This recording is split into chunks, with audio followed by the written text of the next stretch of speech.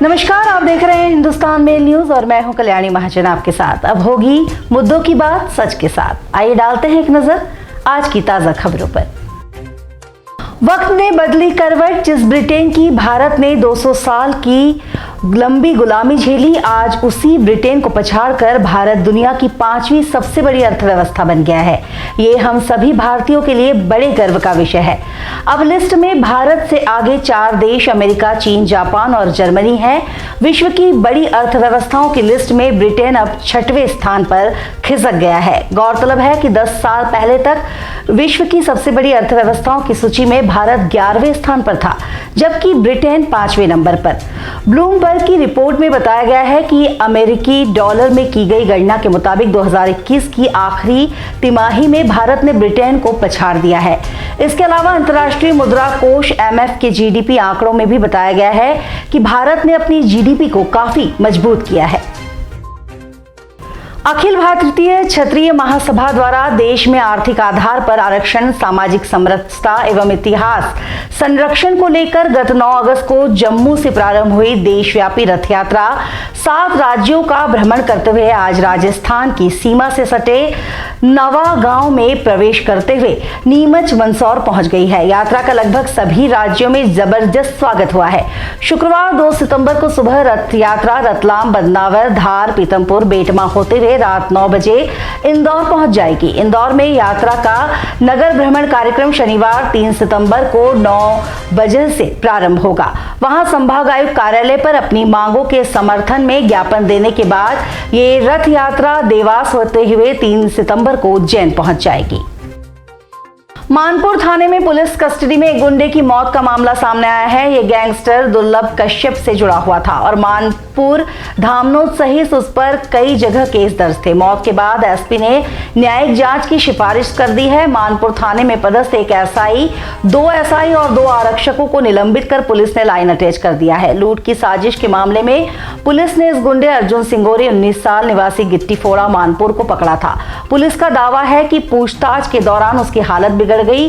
फिर पुलिस ने उसे लेकर डॉक्टर के पास अस्पताल पहुंची, जहां पर डॉक्टरों ने उसकी मौत की पुष्टि कर दी है। लाकर इसको पेश किया कि भैया इसे अपराधी नहीं है तो हम पेश कर रहे हैं, खुद माँ बाप आके हमने पेश करा। उसके बाद उसने बोला कि चलो ठीक है। तो हमको जाने का बाद 10 बजे के बाद में उसको दिन में भी मारा और उससे जो अपराधी था उन सभी मेरे मार दिलाया, उनने भी मारा। उसके बाद में आए, मेरे को बुलाया कि मम्मी तू आ जा। बोला तो मैं इनके घर पे काम कर रही थी, तो मेरे बोला फोन आया तुम्हारा, तो मैं गई वहाँ पर। मैं इनके ऐसा मेरे को मिलना तो बच्चे से, तो बोला हाँ मिल लो। वहाँ गई तो बोला मम्मी मेरे को मार देंगे। मुख्यमंत्री शिवराज सिंह चौहान के इंदौर से लौटने के पहले एयरपोर्ट पर जमकर हंगामा हुआ। ABVP छात्र नेताओं और PSC कैंडिडेट ने यहां CM को ज्ञापन देने के लिए पहुंचे थे, लेकिन ज्ञापन देने के पहले ही पुलिस ने उन्हें एयरपोर्ट के गेट से खदेड़ दिया था। छात्र नेताओं का आरोप है कि पुलिस ने उनके साथ दुर्व्यवहार किया और यहां तक कि उनके मोबाइल फोन तक छीन लिए। दरअसल ABVP के छात्र नेता PSC कैंडिडेट, कर्मचारी चयन बोर्ड की परीक्षाओं और कृषि महाविद्यालय की भूमि को लेकर CM को ज्ञापन देने पहुंचे थे। बारिश में एयरपोर्ट के गेट पर काफी देर तक इंतजार करने के बाद उन्होंने नारेबाजी शुरू कर दी थी। इसके बाद CM के आने से पहले ही पुलिस ने उन्हें खदेड़ दिया। शनिवार को तुलसी सिलावट ने 3 विभाग के अधिकारियों के साथ ली महत्वपूर्ण बैठक में मंत्री ने अधिकारियों को दिए कार्य करने के सख्त निर्देश और उन्होंने कहा कि हमें नसीहत न दे कि पहले रोड बनेगी या नाली। हम जनता को 1 सप्ताह के अंदर जनता को समर्पित करने वाले हैं। और अभी जो पानी गिरा, प्रधानमंत्री सड़क की हालत कई जर्जर हो गई थी, PWD की हालत जर्जर हो गई थी और MPRDC की सड़कों की 3 इकाई थी। इन तीनों को मैंने 10 दिन का समय दिया है कि जितनी भी जर्जर की स्थिति। खंडवा इंदौर मार्ग पर मोटक्का में नर्मदा नदी पर बने पुल से 10 दिनों से भारी वाहनों की आवाजाही थमी हुई है। खंडवा से इंदौर का भारी वाहनों के लिए सीधा संपर्क टूट गया है। इससे आम यात्रियों को परेशानी का सामना करना पड़ रहा है। नर्मदा में बाढ़ के बाद पुल के एक खंभे में दरार को देखते हुए भारतीय राष्ट्रीय राज महामार्ग प्राधिकरण ने पुल से सभी प्रकार के वाहनों की आवाजाही रुकवा दी है। 4 दिन बाद इस पर से छोटे वाहनों की आवाजाही शुरू करा दी गई थी, लेकिन भारी वाहनों के संबंध में अब तक कोई निर्णय न होने से भारी वाहनों की आवाजाही बंद है, जिससे ट्रक चालक, संचालकों के साथ ही आमजन भी परेशान हो रहे हैं। लेकिन वहीं लोगों की सुविधा के लिए प्रशासन द्वारा बसों को एक्वाडक्ट से निकाला जा रहा है, लेकिन वाहनों के दबाव से नहर मार्ग खस्ताहाल होने से एनवीडीए ने वाहनों की आवाजाही पर प्रतिबंध लगा दिया है। इससे खंडवा इंदौर, मोटक्का और बड़वा से इंदौर तक 2 हिस्सों में यात्रियों को अपनी यात्राएं पूरी करनी पड़ रही हैं। इंदौर परदिशेपुरा पुलिस ने मुखबिर की सूचना पर पंचमुखी हनुमान मंदिर के पास से एक महिला ब्राउन शुगर तस्कर को गिरफ्तार किया है, जिसका नाम पुलिस द्वारा मंजू पवार बताया गया है। महिला से पुलिस पूछताछ कर रही है। महिला को उसके ग्राहक ताई अम्मा के नाम से जानते थे।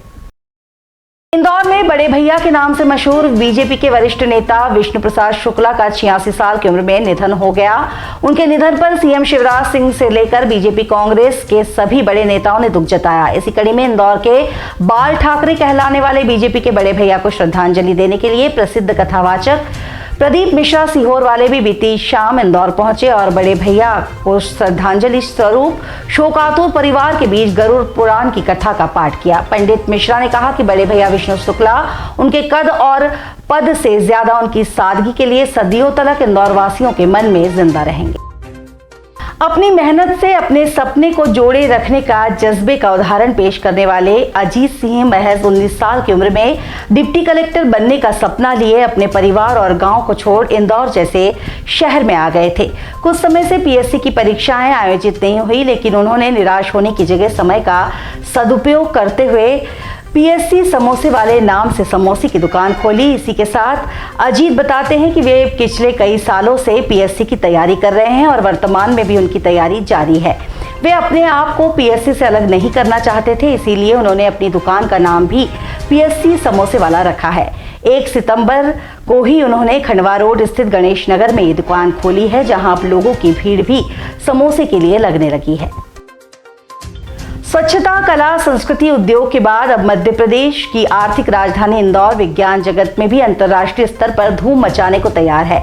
दरअसल भारतीय अंतरिक्ष अनुसंधान संगठन इसरो पहली बार सूर्य का अध्ययन करने के लिए आदित्य L1 प्रोजेक्ट पर काम कर रहा है। यह अगले साल अंतरिक्ष में भेजा जाएगा। अंतरिक्ष में देश के IIT इंदौर की भी सहभागिता होगी। तो इसी के साथ लगातार बने रहिए हिंदुस्तान मेल न्यूज के साथ और हमारे चैनल को लाइक करना, शेयर करना और सब्सक्राइब करना ना भूलें।